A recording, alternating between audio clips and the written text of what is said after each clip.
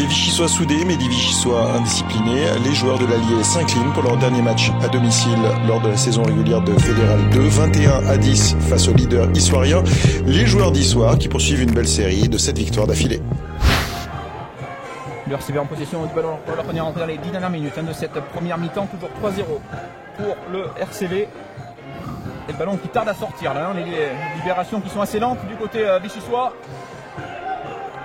Un avantage en cours, indique Monsieur Albuisson, on va insister encore une fois. Et l'essai, non, si, et c'est accordé. Et c'est accordé à Vichy. Et c'est accordé pour Vichy, oui. Et le ballon qui va être récupéré par les Vichysois. Et une nouvelle fois au sol, un ballon perdu. Ils sont plus...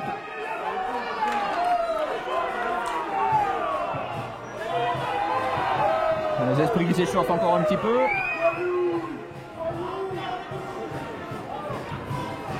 L'action qui est interrompue en tout cas.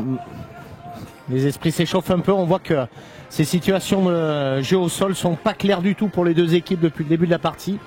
Et donc on voit les esprits qui montent un petit peu parce que voilà, c'est la guérilla un petit peu avec beaucoup de plongeons, de joueurs qui plongent au sol. Et donc du coup, voilà, un nouveau carton pour les Issoiriens. Ouais, carton jaune pour Bénèche. Sanctionné là-dessus. Qui se mène en avant. Le ballon qui va revenir dans les bras là, de Vilat. Le tampon à retardement là, avec pénalité, c'est logique. Pour un plaquage à retardement sur le 10 Issoirien. Et certainement un carton pour les Vichysois aussi. Oui. Qui va intervenir, l'arbitre ayant voilà, qui est fait, arrêté le jeu sur ce plaquage à retardement. Voilà, les Issoiriens qui sont bien rentrés dans cette deuxième mi-temps avec d'autres intentions.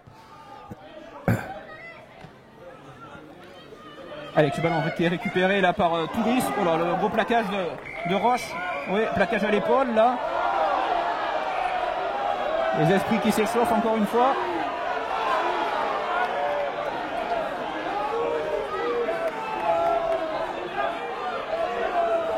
Plaquage dangereux quand même là en plus.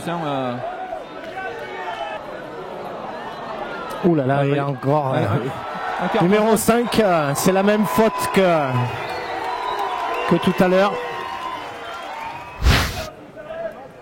Allez, premier bloc, on a assuré se lancer du côté de l'USI là. Et les avants issoiriens là qui vont faire l'effort. On rappelle, Issoire à 15 contre 12 dans cette partie. Ça avance, ça progresse bien du côté de l'USI. Qui va peut-être bien franchir la ligne, que va dire l'arbitre. Et oui, et c'est pour Issoire.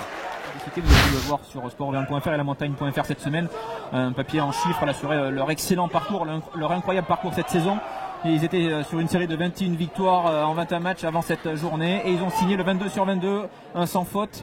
Il faudra regarder le résultat de Morlas, me semble-t-il. Dans notre poule. Attention, peut-être le deuxième essai, il ne rien là. Voilà. De contre un. Oh là là, c'est Baldi.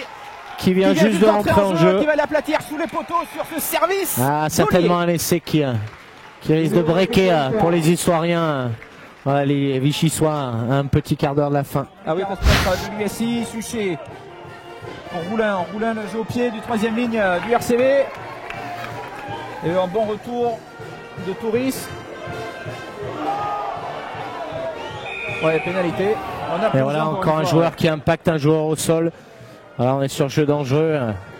C'est la nouvelle fois qui s'est fait prendre par la patrouille, mais que d'indiscipline du côté vichysois dans cette seconde période. C'est clairement, peut-être pas que ça, mais c'est clairement le point noir de cette deuxième mi-temps là pour le RCV. Ouais, on a pu l'observer encore aujourd'hui. La discipline, c'est des facteurs essentiels, mais bon, c'est souvent lié aussi quand on est dominé. Souvent, on fait des fautes. Voilà, quand on domine le match, c'est pas le cas. Et à la fin du match. Et c'est fini effectivement ici au stade d'Aragon sur cette victoire de l'USI. Issoire qui s'impose 21-10 et qui enchaîne un 7e succès pour boucler cette phase régulière.